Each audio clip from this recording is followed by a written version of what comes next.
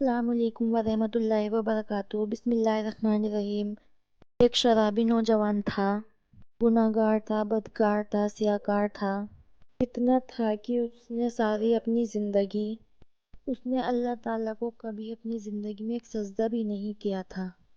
موت کا وقت قریب آیا تو اس نے اپنا سر اپنی ماں کی گود میں رکھا، اپنا سر ماں کی گود میں رکھ کر کہنے لگا، ماں، میں نے ساری زندگی گناہوں میں گزاری ہے، ساری زندگی میں نے شراب پیتے ہوئے گزاری ہے، ساری زندگی میں نے اللہ کی نافرمانی کرنے میں گزاری ہے، ساری زندگی میری برباد ہو گئی ہے نادانی کی وجہ سے۔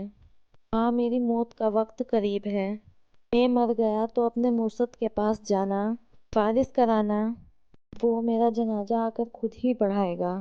مرشد جب جنازہ پڑھانے کے لیے آئے گا، 4 بندے بھی اس کے ساتھ ہوں گے، نہیں تو میرا جنازہ کون پڑھے گا؟ میں اتنا گناہگار ہوں، اتنا بدکار ہوں، اتنا شیاکار ہوں، میں نے ساری زندگی شراب پیتے ہوئے، اللہ کی نافرمانی کرتے ہوئے گزار دی ہے۔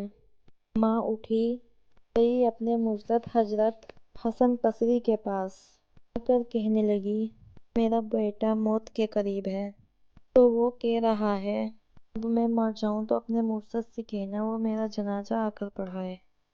حضرت حسن بصری کہنے لگے، اماں، وہ مر گیا تو میں اس کا جنازہ نہیں پڑھاؤں گا، اس نے ساری زندگی شراب پیتے ہوئے گزاری ہے، ساری زندگی مسجد کے قریب تک نہیں گیا، ساری زندگی اس نے اپنے رب کے آگے ایک سجدہ کرنا بھی گوارا نہیں کیا، میں اس کا جنازہ کیسے پڑھا سکتا ہوں؟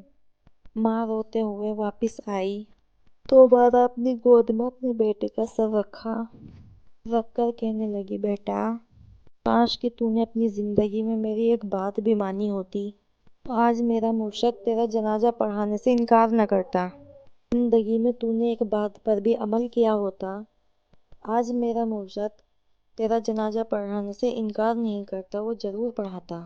میرا مرشد کہتا ہے کہ اس نے ساری زندگی اللہ کی نافرمانی میں گزاری ہے، شرابیں پیتے ہوئے گزاری ہے، میں اس کا جنازہ نہیں پڑھاتا۔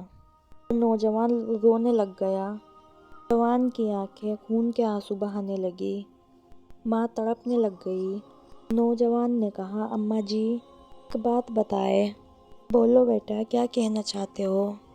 نوجوان نے کہا، ماں، مجھے اتنا بتا دے، میرے گناہ زیادہ ہے، میرے رب کی رحمت زیادہ ہے، میرے گناہ زیادہ ہے، میری بدکاریاں زیادہ ہے، یا اس رب کی رحمت زیادہ ہے؟ ماں خاموش رہی، ماں نے کوئی جواب نہیں دیا۔ اس کے بعد بیٹا رو کر کہنے لگا، ماں، مجھے ایک بات تو بتا دے، اگر ایک لمحے کے لیے تجھے میرا رب مہلت دے دے، تجھے میرا اللہ مہلت دے دے، ایک گنہگار کی ماں، اگر تو چاہے تو اس گنہگار بیٹے کو جنت میں بھیج دے، اگر تو چاہے تو اسے جہنم میں بھیج دے، اگر ایک لمحے کے لیے اللہ مہلت دے بھی دے تو مجھے کہاں ڈالے گی؟ جنت میں ڈالے گی یا جہنم میں ڈالے گی؟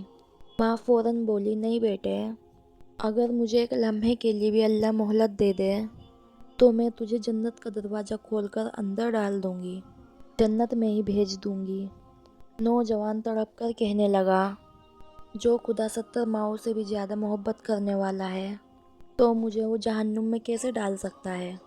تو ایک ماں جتنا پیار کرتی ہے، میرا رب 70 ماؤں سے بھی زیادہ پیار کرتا ہے، تو مجھے وہ جہنم میں کیسے ڈالے گا؟ یہ کہتے ہوئے، آنکھوں سے آنسو بہاتے ہوئے نوجوان کی روح پرواز کر گئی۔ ادھر ماں رو رہی تھی، ادھر کوئی رونے والا نہیں تھا۔ ادھر کسی نے دروازے پر آ کر دستک دی، ہم نے جب دروازہ کھولا، سامنے مرشد کریم نظر آئے، حضرت حسن بصری نظر آئے۔ اماں کہنے لگی، آپ نے تو مجھے جواب دیا تھا، اب کیسے آ گئے؟ آپ کو کیسے پتہ چلا میرا بیٹا فوت ہو گیا ہے؟ مرشد کریم کہنے لگے، محترمہ جی، جب تم میرے پاس آئی تھی اس وقت میں سو گیا تھا، میری آنکھ لگی، خواب میں کسی کہنے والے نے کہا، تو سویا ہوا ہے، میرے یار کا جنازہ کون پڑھائے گا؟ حسن بصری، تو یہاں پر سویا ہوا ہے، میرے یار کا جنازہ کون پڑھائے گا؟ میرے دوست مرا ہوا ہے، جا کر میرے دوست کا جنازہ پڑھا۔ ادھر 2 آنسو بہے تھے، ادھر بخشش کا فیصلہ ہو گیا تھا۔ ادھر مغفرت کا فیصلہ ہو گیا تھا۔ ایک آنسو کی مار تھی۔ سارے کے سارے گناہ معاف کر دیے۔